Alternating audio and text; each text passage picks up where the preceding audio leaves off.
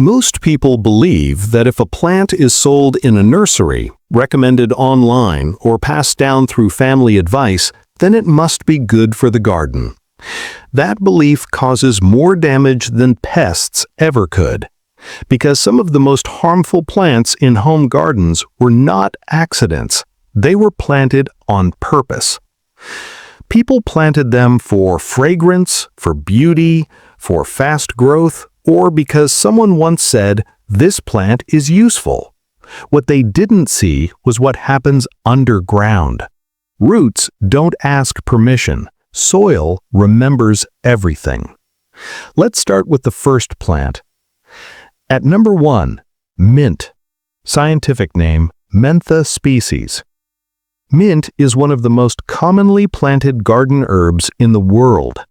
People plant mint because it smells fresh, it's used in tea, cooking, and home remedies, and it's often believed to repel insects. Many beginners start with mint because it grows easily and looks harmless.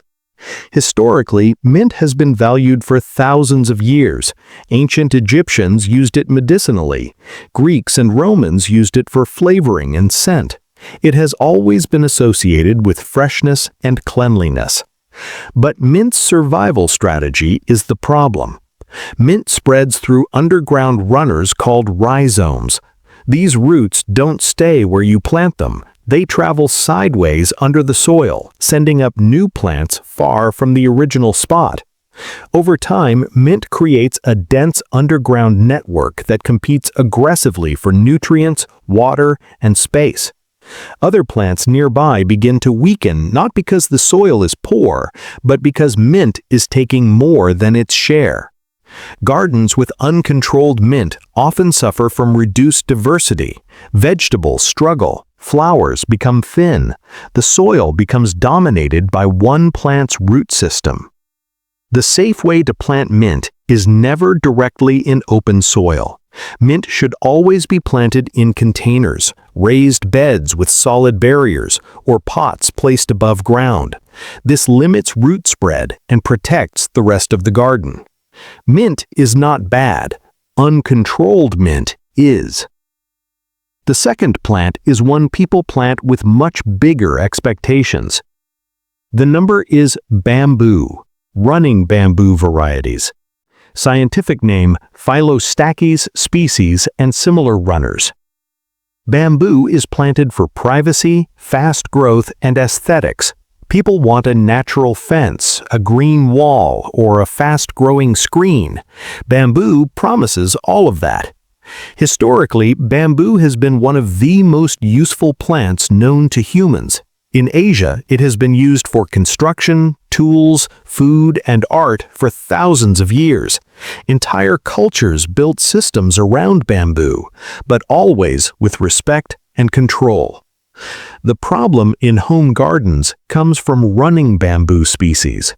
Running bamboo spreads through aggressive underground rhizomes that can travel several feet in a single growing season. These roots are strong, persistent, and extremely difficult to remove once established. In gardens, bamboo roots compact soil, drain moisture from surrounding areas, and crowd out other plants completely. Over time, soil structure changes, beds become dry, neighboring plants fail without obvious disease. Many homeowners discover too late that bamboo doesn't stay where it's planted. The safe way to grow bamboo is to only plant clumping varieties, not running ones, and to install deep root barriers at least 30 to 36 inches into the soil. Without barriers, bamboo should never be planted directly in open ground near gardens. Bamboo isn't dangerous because it grows fast. It's dangerous because it grows everywhere. The third plant looks peaceful, even generous. The number is black walnut tree. Its scientific name is Juglans nigra. People plant black walnut trees for shade, beauty, and valuable nuts. It's often seen as a long-term investment tree, something planted for future generations. Historically, black walnut has been prized in North America for its strong wood and nutritious nuts. Indigenous communities used it carefully, understanding where it belonged and where it did not. The harm comes from chemistry. Black walnut releases a natural chemical called juglone through its roots, leaves, and fallen debris. Juglone suppresses the growth of many common garden plants, including tomatoes, potatoes, peppers, apples, and many flowers. This chemical slowly changes the soil environment. Plants don't die suddenly, they weaken, yellow, fail to produce, and eventually disappear. Gardeners often blame pests or poor soil, never realizing the tree is the cause. The safe way to grow black walnut is to keep it far away from vegetable gardens and sensitive plants. Raised beds with imported soil and physical root barriers can help, but distance is the most reliable solution. Black walnut isn't toxic by accident. It evolved to dominate its space. The next plant is one that many people don't even realize they chose. They planted it because it was offered as the default. On the number 4, Bermuda grass. Its scientific name, Cynodon dactylon. Bermuda grass is planted because it's marketed as strong, drought-tolerant, and low maintenance. It's sold as the perfect lawn grass for hot climates and high foot traffic. Many homeowners don't even pick it. It comes pre-installed with sod or recommended by contractors. Historically, Bermuda grass originated in Africa and parts of Asia. It evolved in harsh environments where survival meant spreading fast, rooting deep, and outcompeting everything else around it. That survival strategy never turned off. Bermuda grass spreads through both underground rhizomes and above-ground runners called stolons. It forms a dense mat of roots that occupies the top layers of soil almost completely. In lawns, this seems like a benefit.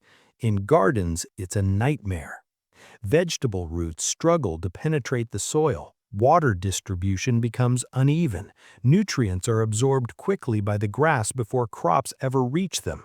Over time, soil becomes compacted and oxygen poor, even if it looks green on the surface. Gardeners often fight Bermuda grass for years, pulling it by hand without success, because even a small piece of root left behind can regenerate. The safe way to manage Bermuda grass is strict separation. It should never border vegetable beds directly. Deep edging, physical barriers, and raised beds are essential. In some cases, replacing it entirely with less aggressive grasses is the only long-term solution. Bermuda grass isn't strong because it's healthy. It's strong because it refuses to share. The 5th plant is planted with good intentions and causes slow, silent damage. Eucalyptus. Its scientific name, Eucalyptus species. People plant eucalyptus because it grows fast, smells clean, and looks elegant. It's often chosen for shade, wind protection, or ornamental value. Some believe it improves air quality or repels insects. Historically, eucalyptus evolved in Australia under extreme conditions: poor soil, frequent fires, and drought. To survive, it developed chemical defenses that reduce competition from other plants. Those defenses don't disappear when eucalyptus is planted elsewhere.